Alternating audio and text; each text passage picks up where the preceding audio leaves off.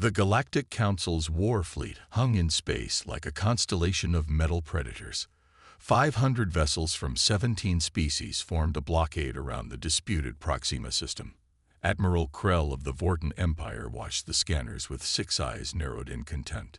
"Human vessel approaching," announced his second-in-command. "Single ship, designation emissary." Krell made a sound resembling laughter. Humans had joined the galactic community only 30 years ago, primitive and barely warp-capable. Now they dared challenge the combined might of the most advanced civilizations. "They send one ship against our armada," Krell said.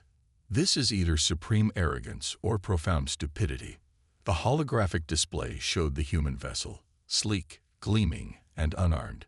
No weapon ports, minimal shielding. It was hardly larger than a standard diplomatic courier.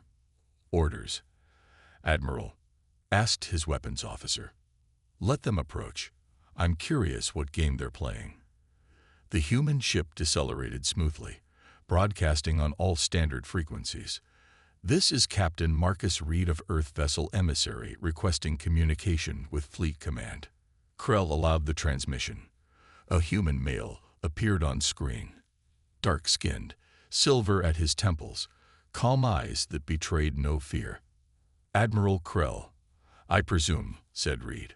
"I come as humanity's representative to discuss the Proxima situation." "There is nothing to discuss," Krell replied. "The Proxima system belongs to the Alliance by ancient right. Human colonists must withdraw immediately." Reed's expression remained neutral. "We've inhabited these worlds for 20 years. Our people were born there. We cannot simply leave. Then you will be removed.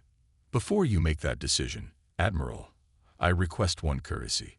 Allow me to dock with your flagship and present our case. 1 hour of your time." Krell's senior officers protested, but he silenced them with a gesture. Something about this human intrigued him. "Permission granted. Your vessel will be scanned thoroughly. Any deception means instant annihilation." "Understood," Reed replied. "Thank you, Admiral."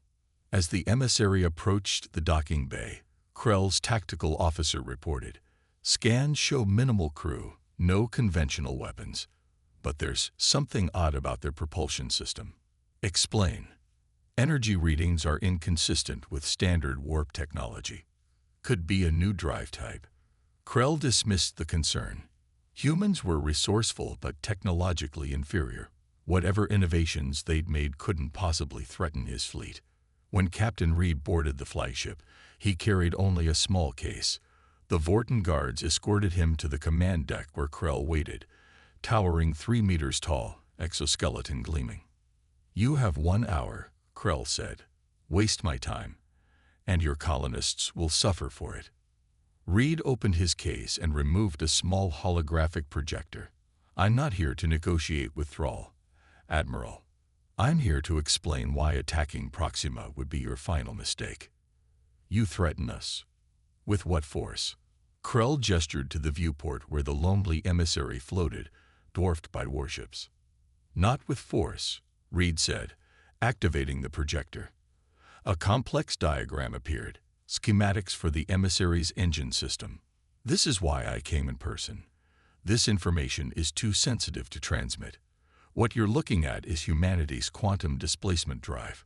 Krell studied the schematics, his compound eyes widening slightly. "Impossible," he whispered, beginning to understand the implications. "Your species couldn't have developed this." Reed's expression remained grave. "We did, and the emissary is just a prototype. The reason humanity sent only one ship, Admiral, is because that's all we needed to send." Reed manipulated the hologram, expanding one section of the schematic. "The quantum displacement drive doesn't just move a vessel through space. It alters the quantum state of everything within its field." Krell's scientific advisor leaned forward, mandibles clicking anxiously. "Admiral, if these specifications are accurate—" "They are," Reed interrupted. "The emissary can generate a displacement field extending approximately half a light minute in all directions. Everything within that field can be removed from conventional spacetime." Krell's massive frame stiffened. You're claiming your single vessel could eliminate our entire fleet. I'm not threatening you, Admiral. I'm warning you. Humanity doesn't want conflict. We're still newcomers to galactic politics, but we will defend our homes. The command deck fell silent. 500 years of galactic history had established certain truths.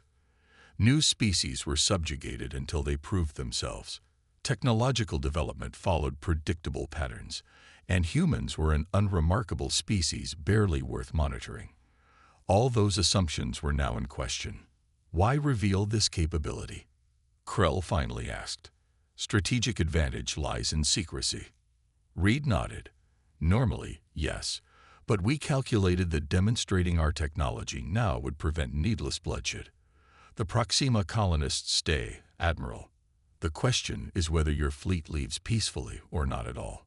Krell rose to his full height, claws extended. This could be an elaborate bluff. It could be, Reed acknowledged. But consider the evidence. We sent one unarmed ship against 500 warships. Either we're suicidally foolish, or we know something you don't.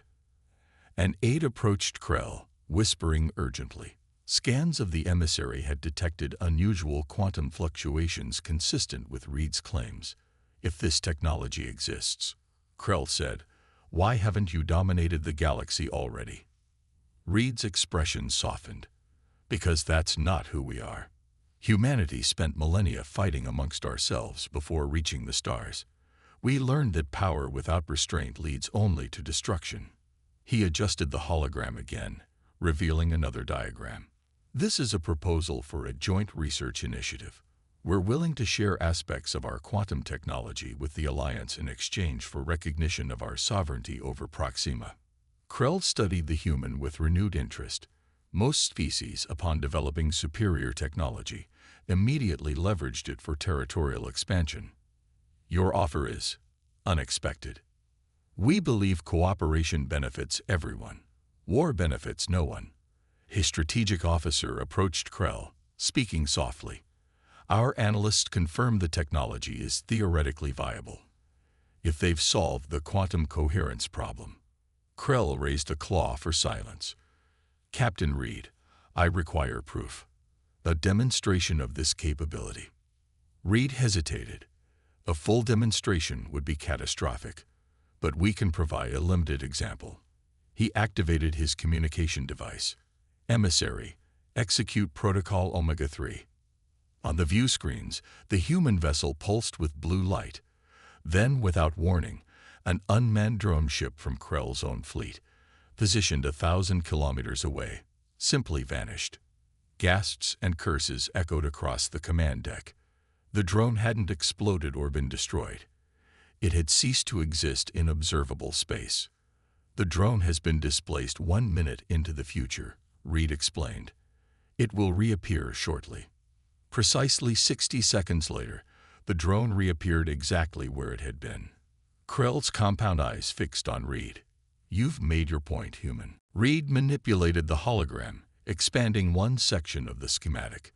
The quantum displacement drive doesn't just move a vessel through space. It alters the quantum state of everything within its field. Krell's scientific advisor leaned forward, mandibles clicking anxiously. Admiral, if these specifications are accurate, they are, Reed interrupted. The emissary can generate a displacement field extending approximately half a light minute in all directions. Everything within that field can be removed from conventional spacetime. Krell's massive frame stiffened. You're claiming your single vessel could eliminate our entire fleet. I'm not threatening you, Admiral. I'm warning you. Humanity doesn't want conflict. We're still newcomers to galactic politics, but we will defend our homes. The command deck fell silent. 500 years of galactic history had established certain truths. New species were subjugated until they proved themselves. Technological development followed predictable patterns, and humans were an unremarkable species barely worth monitoring. All those assumptions were now in question. Why reveal this capability? Krell finally asked. Strategic advantage lies in secrecy. Reed nodded. Normally, yes, But we calculated that demonstrating our technology now would prevent needless bloodshed. The Proxima colonists stay, Admiral. The question is whether your fleet leaves peacefully or not at all. Krell rose to his full height, claws extended. This could be an elaborate bluff. It could be, Reed acknowledged. But consider the evidence. We sent one unarmed ship against 500 warships. Either we're suicidally foolish, or we know something you don't. And Aide approached Krell, whispering urgently. Scans of the emissary had detected unusual quantum fluctuations consistent with Reed's claims. If this technology exists, Krell said, why haven't you dominated the galaxy already? Reed's expression softened. Because that's not who we are. Humanity spent millennia fighting amongst ourselves before reaching the stars. We learned that power without restraint leads only to destruction. He adjusted the hologram again, revealing another diagram. This is a proposal for a joint research initiative. We're willing to share aspects of our quantum technology with the Alliance in exchange for recognition of our sovereignty over Proxima. Krell studied the human with renewed interest. Most species, upon developing superior technology, immediately leveraged it for territorial expansion. Your offer is unexpected. We believe cooperation benefits everyone. War benefits no one. A strategic officer approached Krell, speaking softly. Our analysts confirm the technology is theoretically viable, if they've solved the quantum coherence problem. Krell raised a claw for silence. Captain Reed, I require proof. A demonstration of this capability. Reed hesitated. A full demonstration would be catastrophic, but we can provide a limited example. He activated his communication device. Emissary, execute Protocol Omega-3. On the view screens, the human vessel pulsed with blue light. Then, without warning, an unmanned drone ship from Krell's own fleet, positioned 1,000 kilometers away, simply vanished. Gasps and curses echoed across the command deck. The drone hadn't exploded or been destroyed. It had ceased to exist in observable space. The drone has been displaced 1 minute into the future, Reed explained. It will reappear shortly. Precisely 60 seconds later, the drone reappeared exactly where it had been. Krell's compound eyes fixed on Reed. You've made your point, human. The Galactic Council convened an emergency session aboard the massive diplomatic vessel Concordance. Representatives from 37 spacefaring civilizations gathered in the Great Chamber, their voices a cacophony of concern and outrage. Captain Reed sat alone at humanity's delegation table. According to protocol, he should have been accompanied by at least 3 diplomats, but Earth had sent only him, another symbolic gesture that wasn't lost on the assembly. High Chancellor Vos, an ancient Tellurian with crystalline skin, called the session to order. The matter before us is urgent. The human delegation has presented evidence of a technological breakthrough that disrupts the balance of power established by the Galactic Accords. Admiral Krell addressed the assembly next, describing the emissary's capabilities and the demonstration he had witnessed. With each word, the chamber grew more agitated. This technology violates Section 7 of the Non-Proliferation Treaty, shouted the Meraxian delegate, his tentacles writhing. It must be surrendered to Council authority. Reed stood calmly. With respect, Earth is not a signatory to that treaty. We joined the galactic community after it was ratified. Convenient timing, sneered a reptilian diplomat. Furthermore, Reed continued, we have no intention of using the quantum displacement drive as a weapon unless forced to defend ourselves. Our proposal for a joint research initiative stands. The Dorvan representative, a being of pure energy contained within a mechanical shell, spoke next. The Dorvan Collective has analyzed the data. If the humans have truly mastered quantum displacement on this scale, they could theoretically remove any threat instantaneously. Why should we believe they won't eventually use this power to dominate us all? Reed looked around the chamber, meeting alien gazes one by one. Because throughout human history, our greatest achievements came not through conquest, but cooperation. We split the atom, then used that knowledge to power cities rather than only building weapons. We decoded our own genome, then used that knowledge to cure diseases rather than create biological weapons. Time and again, we've proven that our highest purpose is creation, not destruction. The murmur ran through the assembly. Many species had histories suggesting the opposite conclusion. Pretty words, said Krell, but words alone don't guarantee security. No, Reed acknowledged, which is why we've prepared this. He activated a holographic document that displayed throughout the chamber. A comprehensive treaty establishing monitoring protocols. Any council member may station observers on Earth and our colonies to verify that quantum displacement technology is used only for peaceful purposes. The document detailed extensive transparency measures, regular inspections, and limitations on deployment.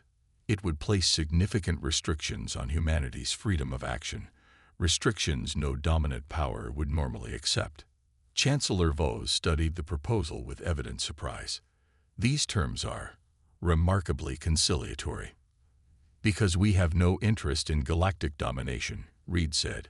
Humanity wants to trade, learn, explore, and yes, protect our homes. The colonies on Proxima stay. That's non-negotiable. But everything else is on the table.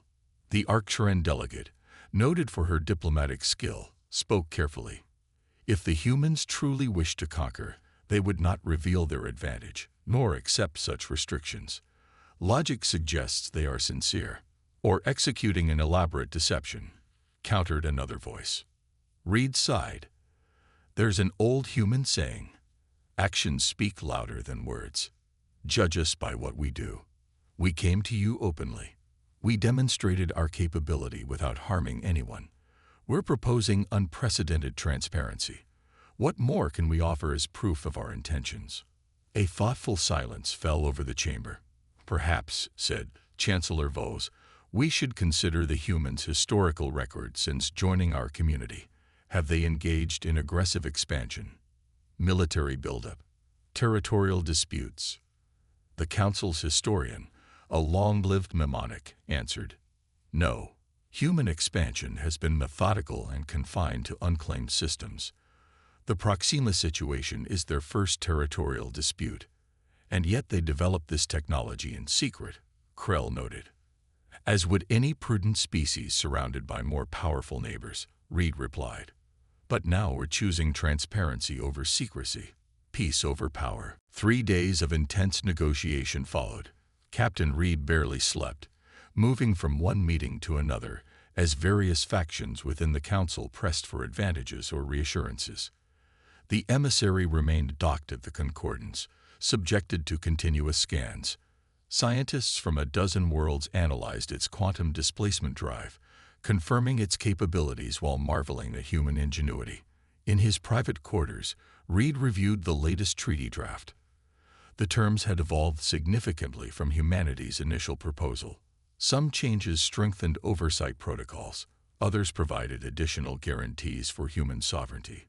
It wasn't perfect, but it preserved what mattered most. The Proxima colonies would remain under human jurisdiction. A chime announced a visitor.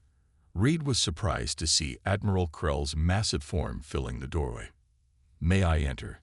The Vorton asked, more politely than Reed had heard him speak before. Of course. Krell struggled to fit his exoskeletal frame into the human-sized room. I've been studying your history, he said without preamble. Oh. Reed offered the Admiral a seat designed for larger species. Your World War II. Pearl Harbor.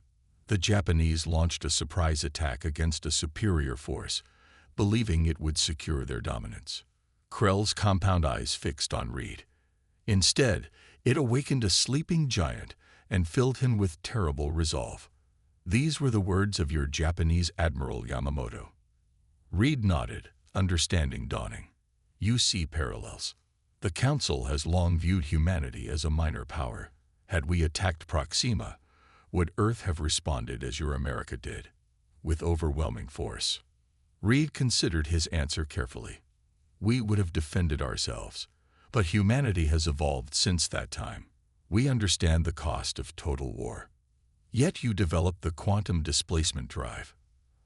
As a deterrent, the best weapon is one you never have to use. Krell made a sound that might have been appreciation. A Vorten philosopher once wrote something similar. He shifted his massive frame. I must know, was your plan always to reveal this technology, or did you have contingencies? Reed smiled thinly. If the emissary had been destroyed before I could explain, a dozen more vessels with displacement drives would have appeared at key locations throughout Alliance space. Not to attack, but to demonstrate we couldn't be eliminated in a single strike. Mutually assured destruction. A doctrine we hope to avoid. Hence my mission. Krell nodded slowly. My species dominated through force for millennia. It's difficult to conceive of power exercised differently. He rose to leave, then paused. The treaty vote is tomorrow. Many still fear what humans might become. And you, Admiral. I fear what might have happened had you not come alone. With that cryptic remark, he departed. The next morning, the council chamber was filled to capacity. Chancellor Vos called for the vote on what was now being called the Proxima Accords. The treaty before us recognizes human sovereignty over the Proxima system, Vos announced. In exchange, Earth agrees to rigorous oversight of quantum displacement technology and commits to a collaborative research program benefiting all council members. Additionally, a demilitarized zone will be established in adjacent sectors. Reed listened as representatives debated one final time. The Dorvans argued against acceptance, warning that humans could not be trusted with such power. The Arcturans countered that denying the treaty might provoke the very conflict they sought to avoid. Finally, Vos called for votes. One by one, the species registered their positions. The Meraxians, against. The Tellurians, for. The Arcturans, for. The Dorvans, abstaining. When Admiral Krell's turn came, a hush fell over the chamber. The Vorten Empire controlled the largest military in the quadrant, and their vote would sway many others. Krell stood, his exoskeleton gleaming under the chamber lights. The Vorten Empire votes in favor. Murmurs of surprise rippled through the assembly. Humanity has demonstrated wisdom rare among emerging species, Krell continued. They developed the power to destroy us, yet chose restraint. That deserves recognition. The signing ceremony for the Proxima Accords took place aboard the emissary. The choice of venue was symbolic. Representatives of the galaxy's most powerful civilizations crowding onto a human vessel that could have obliterated them all. Captain Reed welcomed each delegate personally. As the senior human present, tradition made him the host. Earth had transmitted authorization for him to sign on humanity's behalf, a remarkable vote of confidence that wasn't lost on the assembled dignitaries. Chancellor Vos spoke first. Today marks a turning point in galactic history. For the first time, a technological advantage will be shared rather than exploited. The humans have chosen a path few would have predicted. The actual signing took several hours, as each species observed their own diplomatic rituals. The Arcturans sang ancient oaths. The Tellurians pressed crystalline appendages into special recording clay. The Vortens marked the document with genetic identifiers. When it was humanity's turn, Reed simply signed his name with an old-fashioned fountain pen he brought from Earth, a subtle reminder of humanity's blend of tradition and innovation. The Proxima Accords are now in effect, declared Vos. The first joint research team will convene within 30 standard days. As the delegates mingled afterward, Reed found himself approached by the Dorvan representative, whose mechanical shell hummed with energy. Captain, the Dorvan said, its voice a synthesized approximation of speech, my collective remains concerned. Your species developed quantum displacement technology in secret. What other advancements have you concealed? Reed met the Dorvan's optical sensors steadily. None that violate council protocols. But I won't pretend we don't have other research programs. Every species does. Not every species demonstrates such unpredictable behavior. Is choosing peace over war truly unpredictable? From our historical analyses, yes. The Dorvan's shell adjusted position slightly. Most species follow predictable development patterns. Yours does not. Reed considered this. Perhaps that's our greatest strength. We adapt. We surprise even ourselves sometimes. A concerning trait in a species with your capabilities. Or a hopeful one, Reed countered. Unpredictability means we're not locked into cycles of conflict that have trapped other civilizations. Before the Dwarven could respond, Admiral Krell joined them. "The captain speaks truth," he said. "My analysts have been reconstructing humanity's technological development timeline. They achieved in decades what took most species centuries." "Which supports my concern," said the Dwarven. "Or suggests they think differently than we do," Krell replied. "A valuable trait for the challenges our galaxy faces." Reed raised an eyebrow. This was unexpected support from the Vorten Admiral. "The treaty is signed," continued Krell. "Now we must see if humans honor their commitments." "We will," Reed assured him. Later, as the delegates departed, Reed returned to the emissary's bridge. His first officer, Commander Park, was waiting. "Mission accomplished, Captain," she said. "Though I'm still not sure why Earth insisted on sending only you." Reed smiled. "To make a point, if we'd arrived with a diplomatic entourage and security detail, it would have undermined our message." "Which was?" "That we trust in reason above force." Reed gazed at the view screen, where the massive Allied fleet was beginning to disperse. 500 warships, Commander. They could have destroyed us in seconds, unless you activated the displacement drive. Reed's expression turned somber. "There is no displacement drive, Lisa. At least not one that works on the scale I described." Park stared at him in shock. "But the drone demonstration, a precisely calculated warp bubble combined with sensor manipulations, it created the illusion of displacement. The drone never left normal space. We just made it seem that way." "So all of this was a bluff?" Reed nodded. "Earth has theoretical models for quantum displacement technology, but we're decades from a working prototype. We needed time, and now we have it." "My God," Park whispered. "If they had called our bluff, then Proxima would have fallen, and humanity would have learned a harsh lesson about galactic politics." Reed's voice was steady. "Fortunately, the Council species think like strategists. The possibility that we had such technology was enough. No reasonable commander would risk their entire fleet on the chance we were lying. And now they'll have observers watching our every move, expecting progress on technology we don't have. Which is why Earth is committing unprecedented resources to the quantum physics program. We promised to share the technology, Commander. We're going to keep that promise by actually developing it." 6 months after the signing of the Proxima Accords, the research facility on Europa was the most secure location in the solar system. Here, in laboratories buried beneath the moon's icy surface, humanity raced to develop the technology they had already claimed to possess. Dr. James Wilson, Earth's leading quantum physicist, stared at the simulation results with a mixture of frustration and awe. "We're still missing something fundamental," he told Reed, who had been assigned as liaison between the scientific team and the Council observers. "The models suggest it's possible," Reed replied, studying the complex equations. "Theoretically, yes. But every time we scale up beyond subatomic particles, the field collapses." Wilson rubbed his tired eyes. "We claim to have a drive that could displace a half-light minute of space. Right now, we can barely handle a few molecules." Reed lowered his voice, though the observer quarters were in a different section of the facility.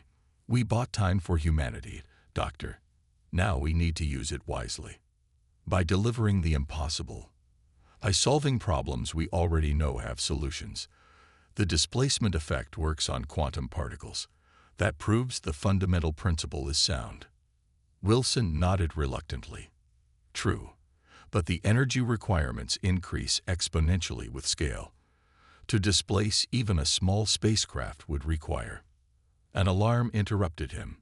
Red lights flashed throughout the laboratory. "Security breach in observer wing," announced the facility eye. Unauthorized access to restricted data detected. Reed's hand went to his communicator. Security team. Report. Sir, came the immediate response. The Maraxian observer has been caught attempting to access classified research files. We have him contained. Reed exchanged glances with Wilson. I'll handle this. Continue your work. In the security center, Reed found the Maraxian observer surrounded by guards. The alien's tentacles were agitated, slapping against each other nervously. Observer track, Reed said coldly. You've violated multiple sections of the Accords. I was merely verifying compliance, the Maraxian replied, his translator rendering his clicks and whistles into standard. My government has concerns about the pace of your research. By hacking secure systems, the Maraxian conclave suspects deception. Your progress reports show significant deviation from expected development patterns. Reed maintained a neutral expression despite his internal alarm. The Maraxians had always been skeptics of the Accords, and if they suspected humanity's bluff. Your actions will be reported to the Council, Reed said firmly. Until then, you're confined to quarters. After the Maraxian was escorted away, Reed met with his security chief. What did he access? Simulation data mostly. Nothing conclusive about our current capabilities. Increased security protocols. And I want all observer communications monitored. Sir, that violates the Accords. So does industrial espionage. Just do it discreetly. That evening, Reed transmitted an encrypted report to Earth Command. The response came within an hour. Accelerate the research by any means necessary. 3 days later, the Galactic Council sent a special investigative team to Europa. They arrived aboard a Tellurian vessel, led by none other than Admiral Krell himself. Captain Reed, the Vorton said upon disembarking, it seems we have a diplomatic situation. Reed greeted him formally. The Maraxian was caught violating security protocols. So your report states, his government claims he discovered evidence that humanity has misrepresented its technological capabilities.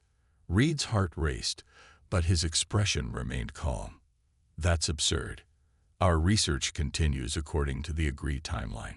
Then you won't object to a thorough inspection of your facilities. Not at all. Though I remind you that certain aspects of the research remain classified under Article 7. Krell's compound eyes studied Reed carefully. The Council takes treaty violations seriously, Captain. If humanity has deceived us, we understand the consequences, Admiral. But no deception has occurred. For the next 3 days, Council investigators combed through the Europa facility.